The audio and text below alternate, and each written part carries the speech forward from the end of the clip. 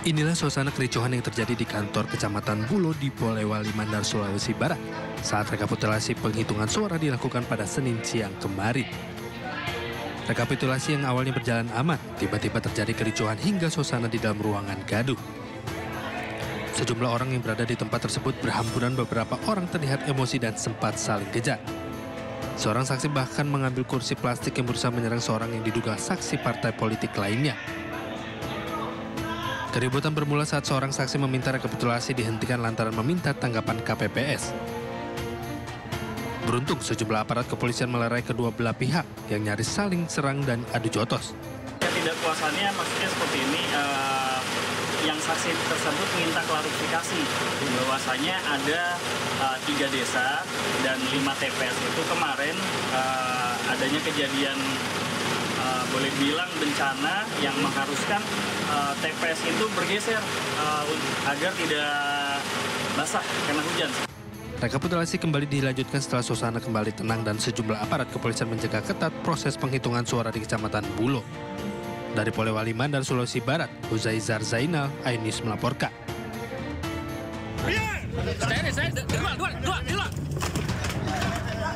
Kericuhan terjadi saat sejumlah orang yang merupakan simpatisan seorang calon legislatif dari Partai Nasdem menerobos masuk ke dalam arena rekapitulasi suara. Mereka emosi hingga membanting kursi, meminta rekapitulasi suara di Kecamatan Lembar, Lombok Barat dihentikan. Panitia pemungutan suara dituding melakukan kecurangan dan menguntungkan salah satu calon hingga membuat mereka emosi. Aksi tersebut juga diwarnai baku pukul antara warga dengan aparat keamanan yang berusaha mencegah massa mengambil kotak suara. Beruntung, petugas keamanan bisa mencegah keributan meluas dan mengamankan kotak suara. Memang sempat masuk ke tempat, tapi tidak ada warga yang sampai dengan masuk ke tempat kegiatan rapat pleno. Kita sudah himbau bersama Pak Ketua PPK, bersama teman-teman yang lain, dengan aparat keamanan yang lain, silakan dikawal, tentunya secara prosedural. Tidak ada korban akibat kejadian ini, namun proses rekapitulasi tingkat kecamatan sempat tertunda. Pemirsa, pasangan Capres dan Cawapres nomor urut 1 Anies Baswedan Muhaimin Iskandar menggelar rapat dengan tim kuasa hukum membahas dinamika Pilpres 2024. Anies menyebut banyak pelanggaran yang dilakukan bahkan sebelum pelaksanaan pemungutan suara.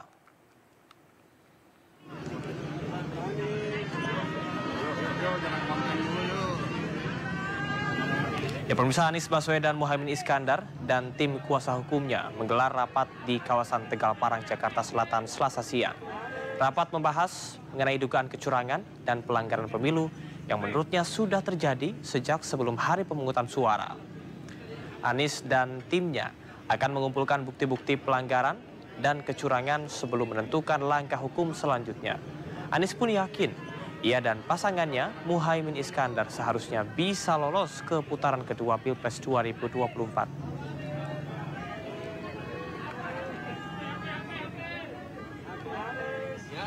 Kenapa tim hukum bekerja lengkap dan kami bersyukur tim hukum ini sampai dengan daerah itu komplit di seluruh provinsi, mengumpulkan semua data, dan kami tidak akan menyampaikan informasi yang sekedar menimbulkan kontroversi.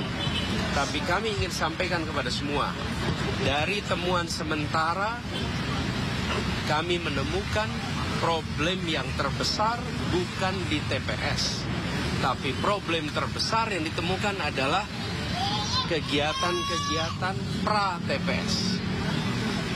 Kegiatan-kegiatan yang membuat aktivitas di TPS itu dipengaruhi dan tidak mencerminkan aspirasi rakyat yang semula ada. Ini temuan yang paling mendasar, pra-TPS. Nah, pra-TPS ini banyak aktivitasnya, nanti detail akan ada. Ini yang sangat mengkhawatirkan. Jadi, kualitas dari hasil pemilu yang sesungguhnya harus mencerminkan aspirasi rakyat, di dalam temuan kami sebagian bukan aspirasi rakyat. Capres nomor urut 1 Anies Baswedan menyebut koalisi pendukungnya siap mengajukan hak angket dugaan kecurangan Pilpres 2024 di DPR. Sementara calon wakil presiden nomor urut 3 Mahfud MD mengungkapkan dalam rapat internal partai pengusung ada pembahasan tentang hak interpelasi terkait dugaan kecurangan pemilu 2024. Gini, ketika kita mendengar akan dilakukan, kami melihat itu ada inisiatif yang baik. Dan ketika Pak Ganjar menyampaikan keinginan untuk melakukan angket itu, fraksi PDI Perjuangan adalah fraksi yang terbesar. Kami yakin bahwa koalisi perubahan, Partai Nasdem, Partai PKB, Partai PKS akan siap untuk bersama-sama.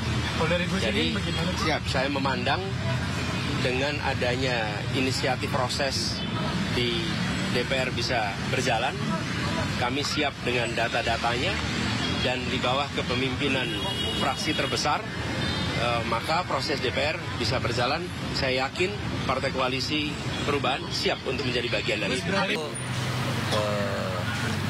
Tugas DPR ya. DPR itu artinya partai. Saya kan bukan partai, saya tidak tahu.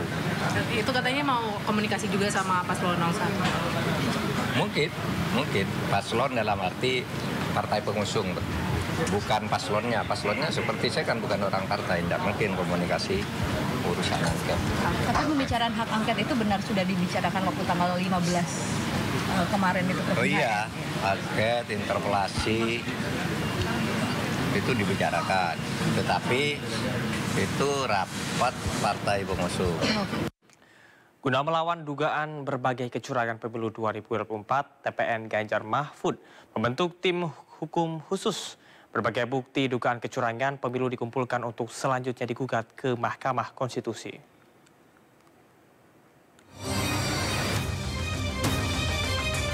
Tim Pemenangan Nasional Ganjar Mahfud membentuk tim hukum khusus untuk mempersiapkan gugatan perkara dugaan kecurangan pemilu 2024. Pembentukan tim khusus ini sebagai bentuk perlawanan atas berbagai aduan kecurangan secara terstruktur, sistematis, dan masif. Berbagai bukti dugaan kecurangan pemilu termasuk segala bentuk intimidasi dikumpulkan untuk selanjutnya digugat ke Mahkamah Konstitusi. Desain kecurangan pemilu yang dikatakan oleh para tokoh demokrasi sebagai pemilu yang paling buruk di dalam sejarah demokrasi di Indonesia, maka diperlukan tokoh-tokoh yang memperjuangkan untuk menyelamatkan demokrasi itu sendiri. Sehingga dengan arahan para ketua umum partai dan juga dipimpin langsung oleh Pak Ganjar dan Prof. Mahfud, maka tim khusus ini leading sektornya itu adalah tim hukum yang di bawah koordinasi Pak Todung Mulya Lubis dan Pak Henry Yoso. Kami sangat mengapresiasi terhadap keterlibatan dari para pakar yang memberikan sumbangsihnya pada kerja dari tim hukum tersebut. Sehingga seluruh proses litigasi ke Mahkamah Konstitusi dipersiapkan dan banyak pakar yang bergabung, termasuk ada yang mampu mengukur voting behaviors dari aspek keterlibatan kekuasaan yang kemudian mencederai proses demokrasi itu sendiri.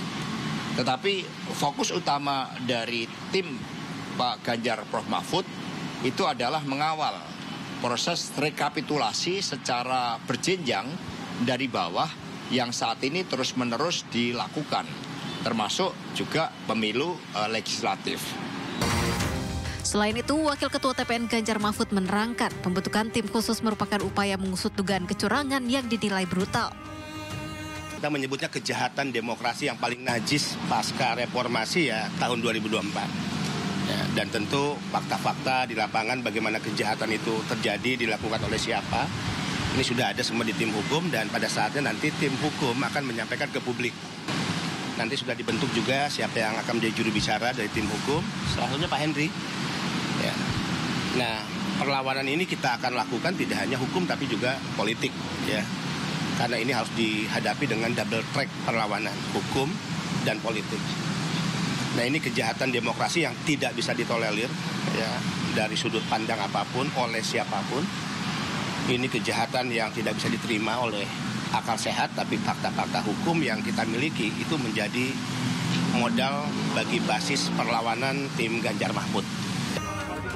TPN Ganjar Mahfud menegaskan kecurangan pemilu adalah kejahatan di luar akal sehat dan tidak bisa ditoleransi.